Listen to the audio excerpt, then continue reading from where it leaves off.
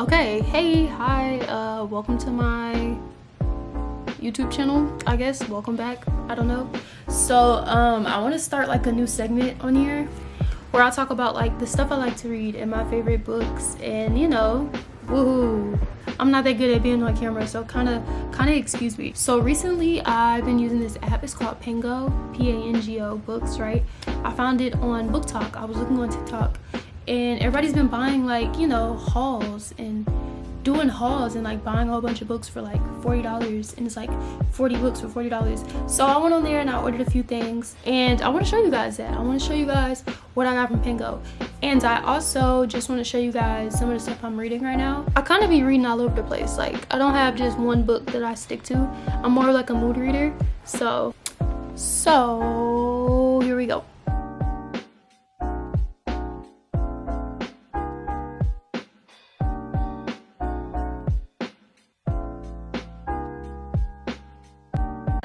Okay, I know this looks like a lot, but it's not, I promise. So I sleep with these on my bed almost every night because one of these books I will be interested in and I'll pick it up and read it for tonight. Did I mention I was a mood reader? Like, I don't like to read the same thing every night. Also, y'all little friend is here. He's just running around in the background. But yeah, I'm gonna show you guys my nightly book collection, and here we go. Okay, so for starters, I have a Kindle. It's a Kindle Paperwhite. I think it's the 11th generation. Yeah, I got it from Target. It's like $139. Really good investment. Really good investment. I'm so glad I got it. It makes reading books so much faster. Like, when I read really big books, like intimidating, like 500, 600 pages, I like to read it on this because you fly by it so fast. Like, you don't even realize you flew through the book. So yeah, if you're a person that's always intimidated by like how many pages or how big it is, or if you're scared you're gonna get bored, get a e-reader. You'll fly through it, I promise. Also, I have a Nook. I don't really use my Nook because there's way better books on Amazon. So that's why I got a Kindle. I have a pink case and a little pink pop socket that I got from Walmart. Super cute. I really read with this hand, so super cute. I have like 2 books on here that I really like. I'll get into that in the end. I don't feel like turning it on and going through it, but we'll come back to this. But I have like 3 or 4 books on here, and 2 of them that I really like that I read. So this is my Kindle, and yeah, this one is actually one of the books that I got from the Pango app. You probably read this in school. My first time reading it was in school, like a long time ago. Dang, I just made myself sound old. Talking about some in school a long time ago. It was like 4 years ago. Is that old? I really hope that's not old. This is the Odyssey by Homer. I don't like the book. I wanted one of those newer ones, I'm not gonna lie. And it looks way newer on the Pango app, but it's okay. I spent, I think, $2 on this book, and it was $5.99, so I saved like $3, right? But yeah, if you guys are into like Greek mythology, this book is about that. It's about somebody who left their homeland. I forget his name, but yeah, he left his homeland called Ithaca or something like that. Traveled over the seas, ran into a cyclops on an island, left his wife. It's a lot of memorable stuff. Ooh, I just dropped it. But yeah, he had a wife and kids and stuff like that. I think he runs into Neptune on some shit. I gotta reread it, but I remembered it for a very long time. That's why I just went ahead and got my own copy. If you're into Greek mythology, this book is really good. Him and his men, I think, end up on like an island full of like something. I think it's like food or something like that, and they end up like, the more they eat, the more they get stuck and stuff like that. It's like, I like it. I'm not gonna lie, I like it. Yeah, if you're into like mythical, Greek mythology storytelling, this is a good book. Next on the list, I actually didn't get this from the Pango app. I got this from Amazon. It's Punk 57. I've been seeing about it on booktube, booktok. I've been seeing this on booktok. Sorry, I have retainers in, so a lot of my words get mixed up. But I've been seeing this on BookTok. Everybody says it's really good. It has a really good spice. I haven't ran into any spice yet, but yeah, I'm on chapter 6. So yeah, I don't know, I really don't like it. I'm not gonna hold you. The characters are in high school. They have like gender neutral names, so either one of them could be a boy or a girl if you're not paying attention reading the book. And I don't like that, because I be forgetting. Like I go to so many different books, and then to come back and have to remember, like, oh wait. But yeah, they have really gender fluid names. I thought I mentioned that. But yeah, this book is about so far high school students, and the two main characters are pen pals since they were children. So basically they have, since their names are so gender fluid, their teacher assigned them pen pals, but they were supposed to be of the same gender. But since their names are so gender fluid, the teachers got it mixed up. So it's a boy and a girl. They've been pen pals since they were kids, and they never seen each other, never ran into each other. And one of them ends up running into each other and not telling the other one, and they finally meet up for the first time. And it's just like it's running rampant.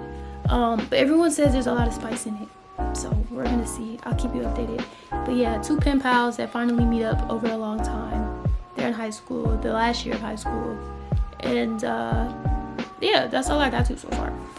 Yeah, Punk 57, everyone. It's one of the books that I keep on my bed in case I want to read it. This book right here is another book that I got from Amazon. It's by Christina C. Jones. This book is spicy. I'm not gonna lie. This book is spicy. All her books are spicy, but she's a black author. That's why I like her. And the main characters are black. And this book feels so good. Like, I don't know what kind of texture she put in this. This feel like velvet. Like, I don't know. It's just so smooth and like has coated in oil or something. I don't know. But it's called Equivalent Exchange. It's about basically this lady. She was in like a toxic relationship with her husband. She ended up divorcing him, and she ended up getting a job and ends up going with the owner of the place that she works at. And yeah, they just hit it off. She going with the owner, y'all. That's all I'm gonna give away. But yeah, it's a good book. I like the characters. I like the way it's written. I'm not gonna lie. She's kind of becoming one of my favorite authors. Even though I'm not done with this book, and this is my first book that I've read by her, I'm gonna put her as one of my favorites. I'm not gonna lie. I like her writing style. It's really simple. It's really easy. And yeah, it's just really fun to read. But yeah, Christina C. Jones, Equivalent Exchange, is spicy. I'm not gonna lie to you. And I'm on. Yeah, I don't use bookmarks. I don't know if y'all noticed. I straight doggy ear my pages, but I'm like kind of halfway. I'm on chapter 9. But yeah, this is a good book. I like it. Okay, this one is one that I haven't started yet. This is called A Court of Silver Flames. I've seen this on BookTok too. This I actually got from Pengo, the Pengo app. So this is secondhand. Look how new this is for secondhand. I got this book for $9. $9. Shipping and everything, $9. No annotations, no doggy-eared pages. Book is given brand new. And this book is originally, I think it's like $27 retail. I got it for $9. Not gonna lie, this is a fantasy book. I think it has something to do with like fairies and stuff like that, and how she has to work with this guy that she like, likes, and they go through a lot of stuff together because they're, I think they're like going through a war or something. She's working with some dude named Casson, and the fire between them is unbearable, and it only burns harder as they're forced to work closer together. Yeah, there's another war coming on, and I think they're probably just getting ready or working together. So, in the moment, stuff going on in the moment. So I'm guessing stuff is going on individually with them, like they like each other, but they also have to fight a war, and they're also like badass fairies. I don't know. I'll keep y'all updated. Somebody on BookTok recommended me this, so I don't really know much about it. I just kind of bought it because someone else had it. Don't yell at me. I'll keep you guys updated. This book is super intimidating. Look at all the pages. I probably should have ordered this like on my Kindle so I could like fly through it, but I really want to like see my progress in my hands. So that's why I was like, you know what? I'm gonna knock this out. I'm gonna read this from this actual book. But yeah, I might make a separate playlist so you guys can keep up with me reading this. And yeah, but A Court of Silver Flames, everyone. Woohoo! This is also a book that's on the side of my bed waiting for me to pick it up. So yeah. Okay, this book right here, it's called The War of Worlds. It's a really good sci-fi novel. This is also a secondhand book that I got from Pango. This one is secondhand, I'm not gonna hold you, but due to the fact that I just really was excited to use the app, I just wanted to see what kind of quality I was gonna get. So it's 50-50 with what you do. But this one, you can see it's kind of used and beat up looking, but I feel like it fits the aesthetic of the book, so I'm not mad at it. Yeah, I don't know how old this book is, but you know. But basically, this is a sci-fi novel. So this guy, he works at a lab, right? And he ends up like creating something in a lab. They're like little tiny somethings, and they end up being like alive. And you know, he's messing with them every day and just watching them grow, and they get smarter, and they're like becoming like more than like these little things in the lab. And so the people at the lab end up finding out. And they're like, yo, like, what is this? Like, did you make these? And he's like, yeah. And they're like, oh, okay, cool. Yeah, kill it. We coming in here and killing all these things. Pack your shit, you're fired, right? So what the man does, instead of like, you know, actually listening to them and destroying his little creations, he takes a syringe and injects himself with his own whatever the fucks he created, right? And then a lot of weird stuff just starts happening. And that's why I'm so excited. So I'm really excited to read this book. I want to know what kind of weird stuff happens. It's called The War of Worlds by H.G. Wells. And yeah, I'm kind of excited to read it, I'm not gonna lie. It's a sci-fi novel, and this is also on the side of my bed because I want to read it one day. I don't know, I haven't started it. So yeah, The War of Worlds, everyone. And then I have 2 more to show you guys, and these are the last 2.